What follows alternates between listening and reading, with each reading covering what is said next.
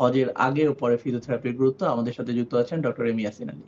আমরা এই পর্যায়ে একটু জেনে নিতে চাই, এই যে দীর্ঘদিন যাবৎ তারা হজ থাকবেন, প্রায় 45 ডেজ এর মতো থাকতে হয় তাদের। তো এই সময়ের মধ্যে তাকে দীর্ঘ সময় হাঁটতে হবে, বিভিন্ন সময় নামাজরত অবস্থায় থাকতে হবে, সাফা মারওয়াতে যেতে হবে। অনেক লম্বা অনেকগুলো কাজ সম্পাদন করতে হবে। তো এক্ষেত্রে আসলে আপনার পরামর্শ কি? তাদের যাদের এই ধরনের ডিজেনারেটিভ চেঞ্জ গুলো আছে, তারা কিভাবে ওখানে গিয়ে কিছু এক্সারসাইজ নিতে পারেন, সে ব্যাপারে যদি ছোট করে একটু পরামর্শ দিতেন। জি, অবশ্যই। আমরা এক্ষেত্রে বলি যে দেখা যায় যে যাদের এই ধরনের সমস্যা আগে থেকে আছে তাদের কিছু সতর্কতা অবলম্বন করতে হবে। যেমন আমরা ১ম থেকে শুধু শুরু করি যে তাদের লাগেজ নেওয়ার ক্ষেত্রে বিমানবন্দর থেকে শুরু করে ওখানে যাওয়া, হোটেলে অবস্থান করা প্রত্যেকটা ক্ষেত্রেই খুব সাবধানতার সাথে ভারী জিনিস ওঠানোর ক্ষেত্রে সতর্কতা অবলম্বন করতে হবে যেটা যেন তার সমস্যাটাকে বাড়িয়ে না দেয়। পাশাপাশি যে আনুষ্ঠানিকতাগুলো আছে সেগুলার মধ্যে আমরা বলি একাধারে না করে একটু বিশ্রাম নিয়ে করা। যে মনে করেন ০.৫ ঘন্টা ৪০ মিনিট পরে একটু ব্রেক নিল, একটু বিশ্রাম নিল। এছাড়া কিছু সিম্পল এক্সারসাইজ আমরা তাদেরকে শিখিয়ে দিই বা মানে করার জন্য বলি। সেক্ষেত্রে যেমন হাঁটুর জন্য কিছু স্ট্রেংথেনিং এক্সারসাইজ আছে যেটা একটা মানুষ বসেই করতে পারে।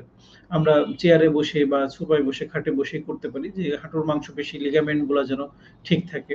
আবার অনেকে দেখা যায় যে বেশ কিছুক্ষণ হাঁটার পরে তার পেইনটা শুরু হচ্ছে। যে অনেকক্ষণ আবার একটু বিশ্রাম নিলে আবার ব্যথাটা কমে যায়। এরকম সমস্যা অনেকের হয়।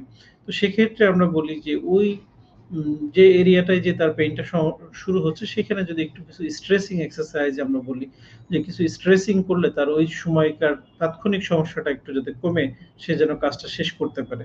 তো এগুলা ক্ষেত্র বিশেষে ভিন্ন থাকে। এইজন্য জেনারেলাইজড যদি আমরা বলি এটা অনেকের জন্য ক্ষতির কারণ হয়ে যেতে পারে। এজন্য এটা যে ব্যক্তি এই ধরনের সমস্যায় আক্রান্ত হন তার জন্য এটা স্পেসিফিক কিছু এক্সারসাইজ থাকে। তো আমরা আসলে সাধারণত বলি যে কিছু আ নামাজ পড়ার ক্ষেত্রেও আমরা বলি যে অনেকে একাধারে দীর্ঘক্ষণ না পড়ে একটু মাঝখানে বিরতি নিয়ে আবার হয়তো পড়লেন। প্রত্যেকটা ইবাদত বন্দেগী আপনি করতে পারবেন কিন্তু অন্য একজন সুস্থ স্বাভাবিক মানুষের তুলনায় আপনাকে একটু নিয়ম মেনে করতে হবে আরকি। জি, অনেক ধন্যবাদ। অনেক ক্ষেত্রে দেখা যায় যে হজ পরবর্তী পর্যায়ে যেহেতু একটা লম্বা সময় থাকতে হবে এবং অনেক কাজ করতে হবে। হজ পরবর্তী পর্যায়ে বাংলাদেশে যখন ফিরে আসবেন, তাদের সময় দেখা যায় যে হাঁটু ব্যথা, কোমর ব্যথা অনেক বেশি বেড়ে গিয়েছে। এক্ষেত্রে করণীয় কি হবে তাদের? জি, আসলে আমরা যখন একজন মানুষ পবিত্র হজ ব্রত পালন করতে যান, এই ক্ষেত্রে আমাদের মুখ্য উদ্দেশ্যই থাকে মহান আল্লাহ তাআলার সন্তুষ্টি অর্জন করা। সেক্ষেত্রে আমরা অনেক সময় দেখতে পাই যে হাজী সাহেবগণ অনেক কষ্ট হলেও তাদের স্বাভাবিকভাবেই তাদের ইবাদত বন্দেগীর সাথে যত আনুষ্ঠানিকতা থাকে সবগুলা শেষ করে দেশে চলে আসেন এবং আসার পরে তারা বেশ মানে সমস্যায় জর্জরিত হন। অনেকে দেখা যায় যে হাঁটতে পারছেন না, নিচে বসতে পারছেন না, নামাজের মতো বসতে পারছেন না। এরকম সমস্যা নিয়ে রোগীরা আমাদের কাছে আসে।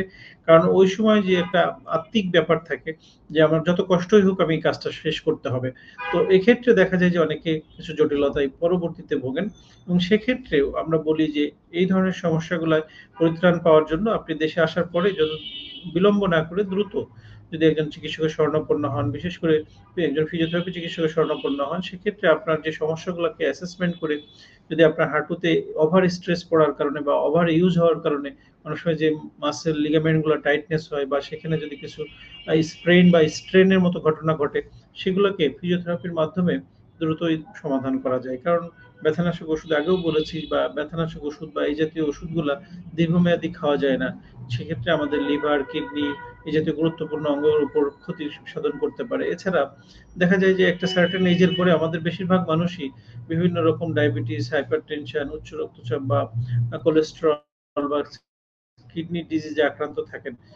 তো তাদের ওষুধের উপর নির্ভরশীলতা কমিয়ে ফিজিওথেরাপির মাধ্যমে কিছু এক্সারসাইজের মাধ্যমে আমরা যদি তাদের এই সমস্যাগুলোকে কমিয়ে নিয়ে আসতে পারি, সলিউশন হতে পারে এবং স্বাভাবিক জীবনযাপন করার জন্য সহায়ক ভূমিকা পালন করতে পারে।